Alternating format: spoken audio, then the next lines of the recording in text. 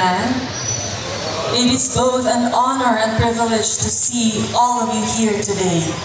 Pasensya na kaayo sa inconvenience, daghan ka nato na pasimunong intawon sa ulan, pasayloa gayon, na dinhi ang akong gipilit nga lugar na manumpa, kay dinhi nagsugod ang tanan. Bata pa lamang ako, kining maong munisipyo, mao ang akong kapitanan, samtang nagserbisyo ang akong amahan, isip mayor sa Sugbong Pugon. Dinhi usap, nahimo ang pagpanumpa niya sa duha ka termino na siya nahimong kongresista. Karong higayuna sa akong higayon, muuli gayud ako para mubaro, manumpa, uban sa akong minahal nga mga kaigsuunan sa lungsod sa Sugbong Pugon. Let me begin by praising and honoring God, the sole author of everything that has unfolded to bring us to this very moment. It is by His grace, guidance, and perfect timing that I stand before you today as your Congresswoman-elect of the 1st District of Misamis Oriental. This moment is not mine alone. It is a shared victory, shaped by faith, perseverance, and the collective hopes of the people I am now humbled and honored to serve. I would like to extend my warm welcome to our lovely, beloved Governor, Honorable Governor Juliet D. Uy. Our Governor's family, headed by Honorable Mayor Julio D. Uy, Honorable Jenny Uy Mendez, Dodong Mendez, and our precious daughter, Lofi. To our local chief executives and their respective slates. To our campaign team, headed by no less than our campaign manager, Sir Popoy Abusejo.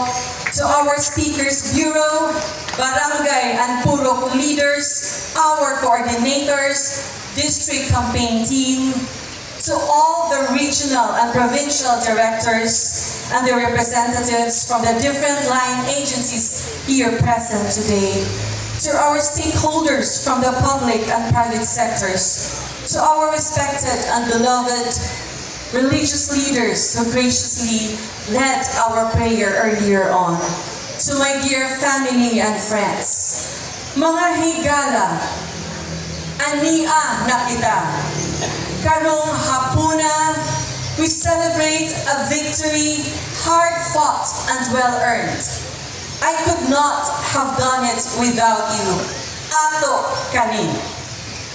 It still feels surreal that we are all gathered here today for the oath-taking, a celebration of our much-awaited victory. I can't help but look back to the past. Katong mga panahon nga gusto kaayo ako mudagan. At that time, daghan pa kaayo ang kulang. And walay mudagan pagka-gobernador uban kanako. Giistorya ako ni Manong Junjun and Sir Pupoy, convincing me to run.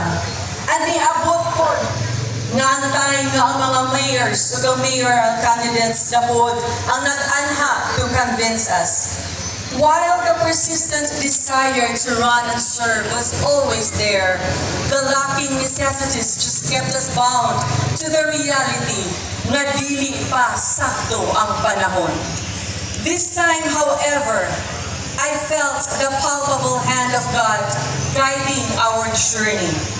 Even in the midst of my doubts and conflicted emotions, He made His presence known, firmly, unmistakably, showing us the path forward. First, He led me away from my position at the Bureau of Customs, just as I was beginning to settle in. Then, only a few days before the filing of candidacy, Ma'am, now Governor Juliet Uy, made a pivotal decision to run. That moment became a turning point. It was then I knew that together with Governor Juliet Uy, my family, my friends, and leaders, including the mayors and their supporters, we could fight and win the elections.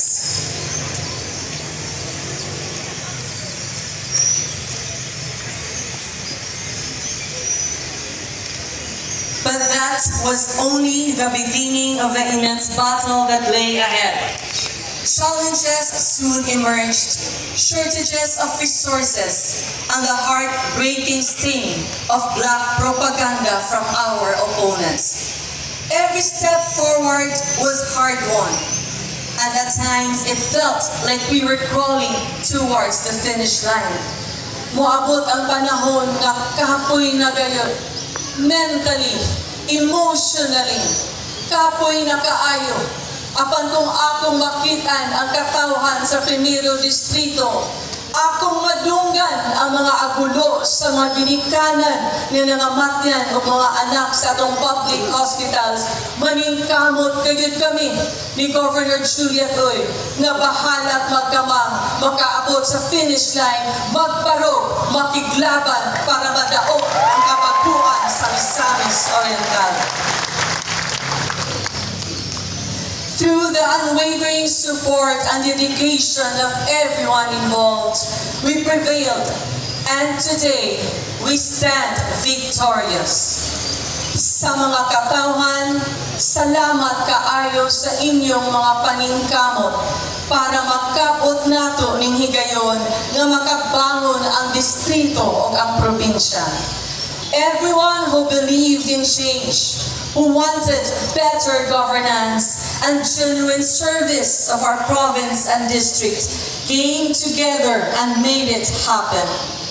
To our beloved Governor Juliet Uy, salamat kaayo ma'am sa imong pagbarog, sa imong sakripisyo para matabangan ang probinsya. As you can see, I am wearing a very important gift from you today. This is with deliberate intent to honor and thank you for the graciousness of your sacrifice. Ma'am Juliet Uy, this signifies our partnership. Ikaw, ang imong kusa, ang imong panlantaw, parte na sa akong lawas, sa akong dughan, sa akong utok, o sa akong kalag. Sa among mga kauban sa Provincial Slate, ang atong panag-uban dili mahuman sa usa ka eleksyon. Dako akong pasalamat nga tungod sa inyong walay puwas nga suporta.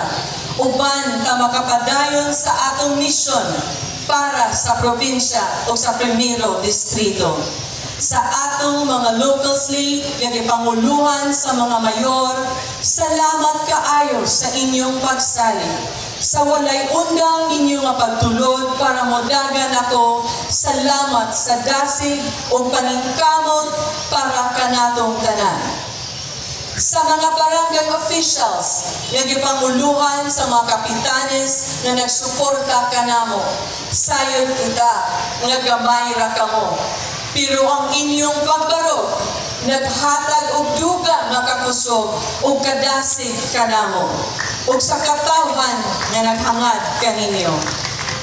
To our beloved Speakers Bureau, ang inyong adlaw-adlaw nga kahago sa pagsaka sa mga balay ang naghimong pwersa o inspirasyon sa akong kasing-kasing para maningkamot nga modaog kayod kitang tanan.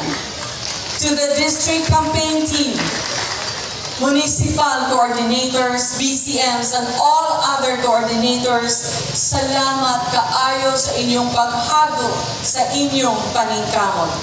To Sir Popoy and Anaming, you are amazing. Salamat kaayo sa pagbuhis nimo sa imong kinabuhi, mibunga na ang atong higayon nga makatabang kita sa paghatag sa maayong kinabuhi sa daghan kaayo nga katawhan sa probinsya. To my SOCMED team, SOCMED warriors, you are the best. To our legal team, headed by no other than Attorney Arman Co, daghang salamat sa inyong pagprotekta sa atong partido. To my friend Joff, my ride or die. Thank you for always supporting me, even in my craziest plans and goals in life. To my friends, Michelle, Anwar, Normina, Juvie, Kathy, and others who sincerely helped, especially with your valued prayers, salamat kaayo.